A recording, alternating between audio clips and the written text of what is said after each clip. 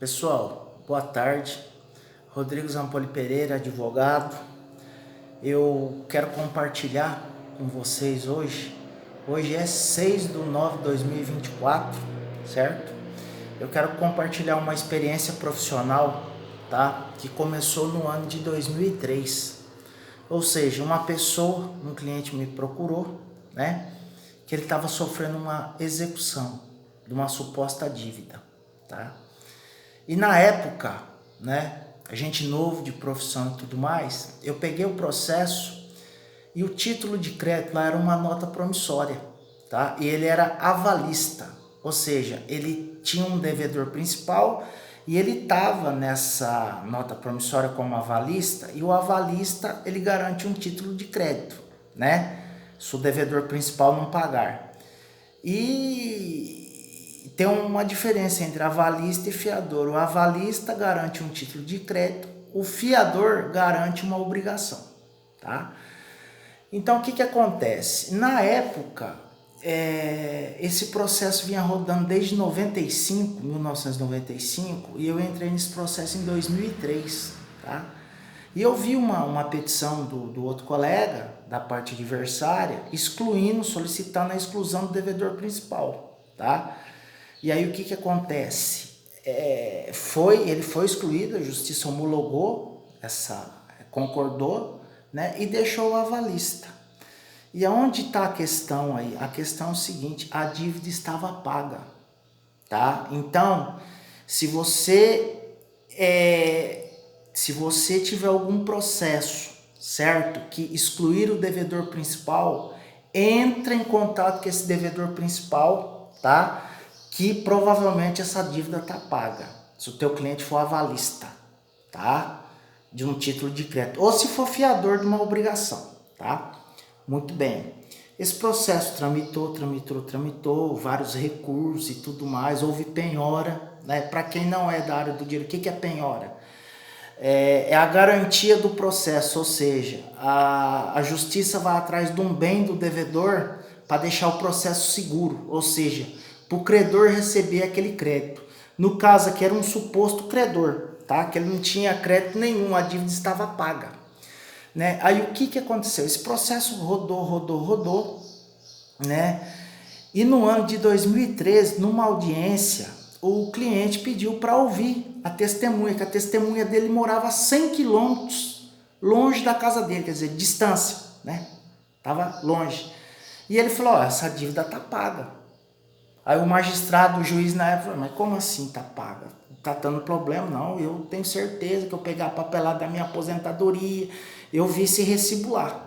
Se eu não estou enganado, eu tenho esse recibo. Aí voltou 100 quilômetros para a casa dele, e depois esse recibo chegou até em minhas mãos, tá? O que eu fiz? Eu juntei no processo, tá? Isso daí teve problema, atacaram bens de terceiros que não tinha nada a ver com o processo, teve que entrar com embargos de terceiro. Isso deu uma dor de cabeça muito grande para o cliente. Só que todo advogada, todo profissional, né? Você é um grande resolvedor de problemas. E se você resolve problemas complexos, entendeu? Aí você vai ganhando crédito perante o cliente, perante a sociedade, tá? O que aconteceu? Aí esse recibo apareceu, a gente tentando excluir ele, agravo de instrumento para tribunal, chegando em Brasília e tudo mais. E esse é um dos clientes que uma vez ele perguntou para mim, que a gente infelizmente teve uma derrota no tribunal de um determinado estado, e aí ele falou: pô, doutor, desse jeito ele falou comigo, né? Pô, doutor, mas você vai chegar no Supremo Tribunal Federal para nós, né? Eu falei: vou chegar. E chegamos. Tá, eu não lembro se foi bem nesse caso ou se foi em outro, mas eu lembro dessa pergunta, nesse caso. Tá? Mas nós chegamos, tem vários processos que eu cheguei lá, graças a Deus. Aí o que aconteceu? Por isso que no primeiro vídeo eu falo que o advogado ele tem que estudar de tudo, não só na área jurídica, estudar tudo que for bons livros, estudar, começando pela Bíblia, entendeu? Lê a Bíblia inteira, depois, ou você não quer ler inteira, começa por Provérbios, porque aqui não é questão de religião. Ah, você vai, mas você tem religião? Tem, sou católico. Tá? Mas aí a Bíblia, ela é um manual da vida. Ela te dá estratégias, que você tem que ter estratégias na vida, estratégias na profissão, quaisquer profissões, quaisquer. Entendeu? Que todas são importantes, todas as profissões dentro da lei são importantíssimas, tá? Muito bem, voltando ao assunto, o que aconteceu?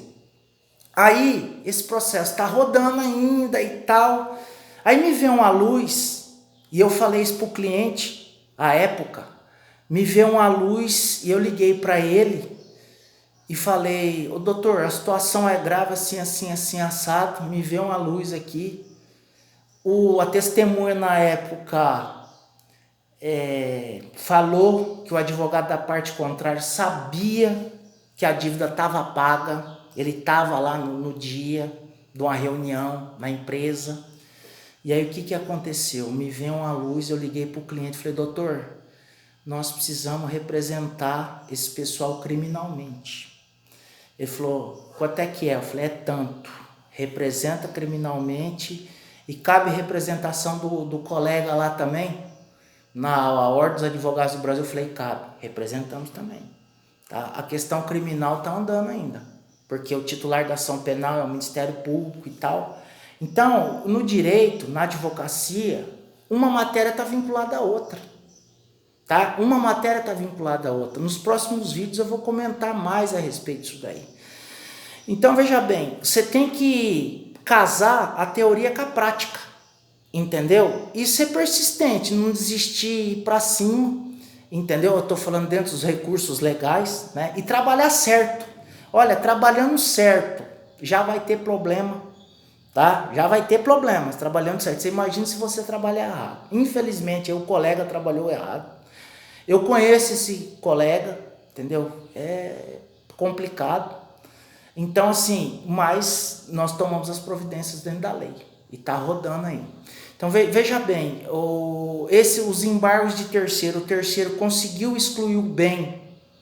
Não transitou em julgado ainda, mas em primeira instância, ali no juiz da sua cidade, conseguiu excluir o bem do processo, mas nós estamos resolvendo esse problema. Agora, a representação criminal teve um peso muito grande na resolução desse problema. Muito grande, porque está resolvendo ainda, tá? Mas aqui eu quero deixar claro aqui, parabenizar o cliente pela coragem que ele teve de confiar no seu advogado e assinar uma procuração específica, porque no âmbito criminal é procuração específica, tá? E ele está indo para cima, ou seja, o cliente extremamente corajoso no âmbito administrativo também, tá? Isso daí, essa questão criminal, tá? Você que está começando, não foi protocolado agora não, foi protocolado em 2020. A representação administrativa na OAB também em 2020, tá? E o que acontece? O cliente, ele está satisfeito, né? Que está resolvendo os problemas dele e ele tirou um peso, certo? Das costas dele, porque na época ele me falou,